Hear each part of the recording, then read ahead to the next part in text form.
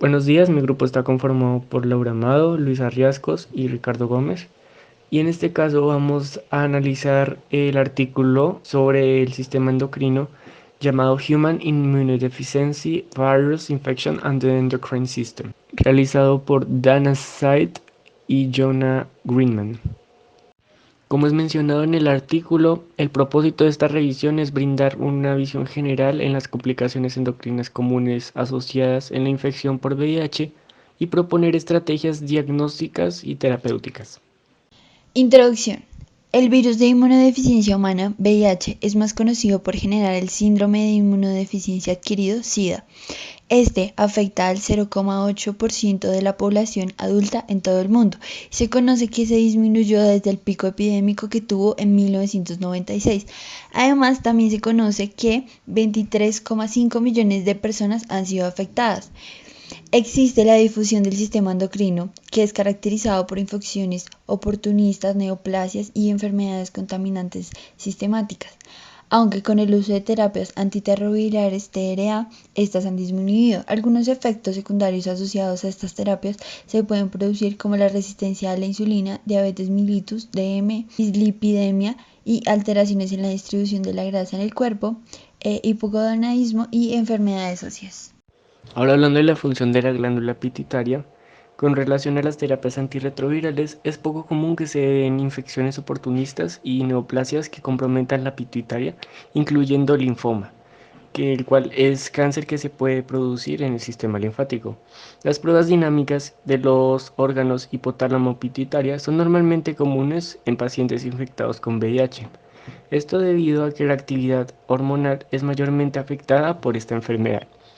Y los niveles del estímulo de los picos de ciertas hormonas pueden incrementar medianamente, sin embargo, no se ha identificado la razón por la cual estas respuestas hayan sido alteradas. Tales hormonas son la hormona de crecimiento, la prolactina y la hormona adrenocorticotrópica.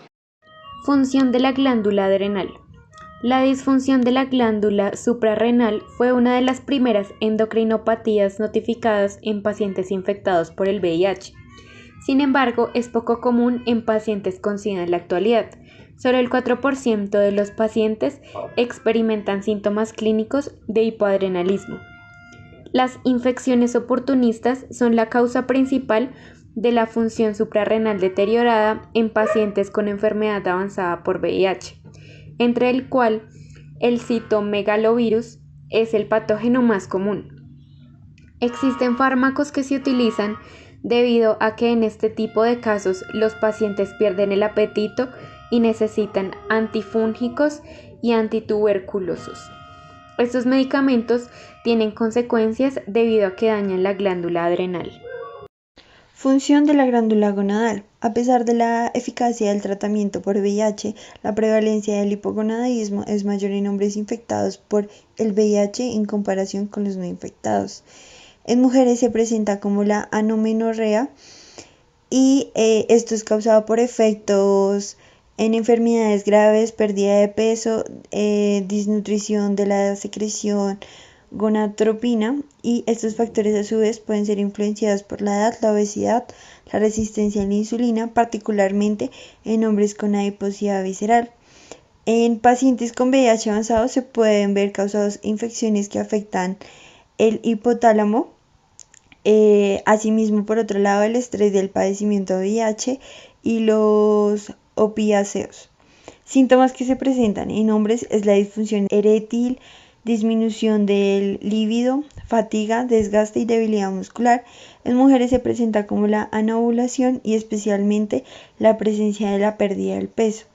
Los exámenes diagnósticos que se muestran son los niveles de testosterona, la ecografía escrotal, el ensayo de testosterona libre, y el tratamiento para los hombres es un tratamiento con testosterona a corto plazo para ver las mejorías. Por el otro lado, la función de la glándula tiroides. Las alteraciones en las pruebas de función tiroidea se observan comúnmente en pacientes infectados por VIH. Los pacientes asintomáticos infectados por VIH con peso corporal estable generalmente mantienen la función tiroidea normal. Esta anomalía no aumenta en comparación con la población general. La disfunción tiroidea se ha descrito en en el contexto del síndrome de reconstitución inmune. En este caso, la función inmune mejorada secundaria al tratamiento con TAR conduce a la producción de nuevas células inmunes dirigidas a los antígenos tiroides, típicamente de 12 a 36 meses después de que se inicia el TAR. La enfermedad de Graves se informa con mayor frecuencia en este contexto. Trastornos en los huesos. Múltiples estudios han demostrado una mayor prevalencia de osteoporosis y un mayor riesgo de fracturas por fragilidad en pacientes infectados por el VIH en comparación con sujetos sanos. La infección por VIH en sí misma se considera un factor de riesgo. Los datos actuales sugieren que los factores inmunológicos y la coinfección con hepatitis B y C están fuertemente asociados con la reducción de la densidad ósea, particularmente en las mujeres. Las proteínas de VIH reducen la cantidad de precursores de células madre menesquimales que pueden proliferar en osteoblastos para inducir la senescencia de células madre menesquimales, lo que conduce a una disminución de la formación ósea.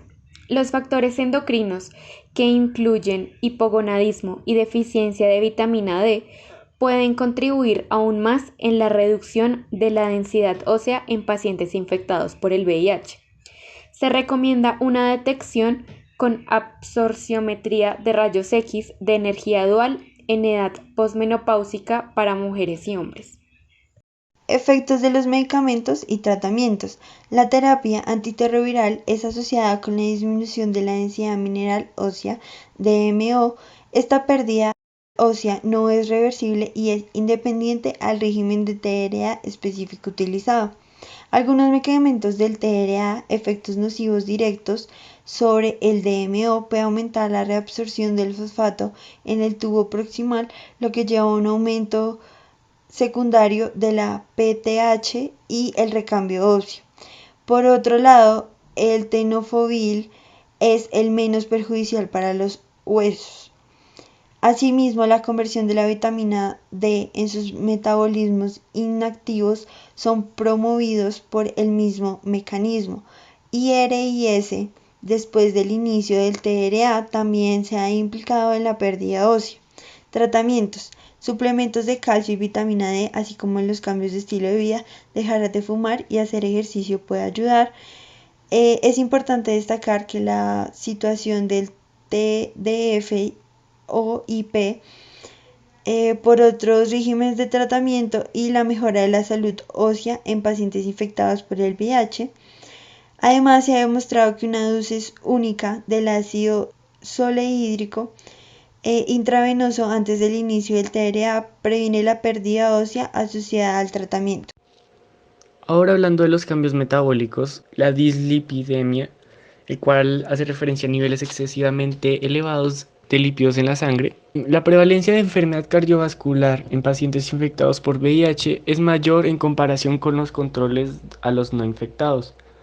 Esto puede atribuirse a una mayor prevalencia de factores de riesgo de SB tradicionales, además de los efectos de la inflamación crónica. Este es relacionado en parte con un aumento de la secreción y una disminución al aclaramiento de lipoproteínas de muy baja densidad. Las anormalidades lipídicas son particularmente comunes en pacientes con síndrome de lipodistrofia, caracterizadas por cambios en la distribución de la grasa, con aumento de la grasa visceral en el tronco superior. Efectos de los medicamentos y tratamientos en la dislipidemia. Las terapias antirretrovirales juegan un papel en el desarrollo de la dislipidemia, aunque los regímenes modernos tienen menos toxicidades metabólicas. Los inhibidores de la transcriptasa inversa, análogos de los nucleósidos de timidina, que rara vez se usan en los regímenes actuales de terapias antirretrovirales, se asocian con discrasias lipídicas y lipoatrofia. El tratamiento con inhibidores de la proteasa puede estar asociado con esta del 28 al 80% de los pacientes. Las estatinas son la terapia de primera línea para la dislipidemia. Es importante tener en cuenta las interacciones entre ciertas estatinas y las terapias antirretrovirales. Se recomienda tener precaución y reducir su dosis para evitar alcanzar niveles altos séricos que pueden aumentar el riesgo de efectos secundarios. Diabetes mellitus. La resistencia a la insulina y la ADM son frecuentes entre los pacientes infectados por VIH. La resistencia a la insulina se considera el mecanismo principal para la intolerancia a la glucosa y el DM en los pacientes. Existen múltiples mecanismos involuntarios en el desarrollo de la resistencia a la insulina, como la distribución anormal de la grasa, pérdida de la grasa subcutánea periférica, citocinas alteradas, disfunción mitocondrial, aumento de la lipólisis y acumulación de la grasa hepática y muscular. Ya por último, el daño a la barrera estructural del tracto gastrointestinal puede ocurrir infección crónica por VIH, lo que aumenta la translocación microbiana. Hablando del efecto de los medicamentos sobre el equilibrio de glucosa, antes de la disponibilidad del TAR, la mayoría de los casos de diabetes mellitus ocurrieron en pacientes tratados con pentamidina. Este medicamento destruye las células beta pancreáticas, lo que provoca deficiencia de insulina y diabetes propensa a la cetoacidosis. Los IP aumentan a resistencia a la insulina al inhibir la función de transporte de transportador de glucosa tipo 4, lo que disminuye la absorción de glucosa y la secreción de insulina.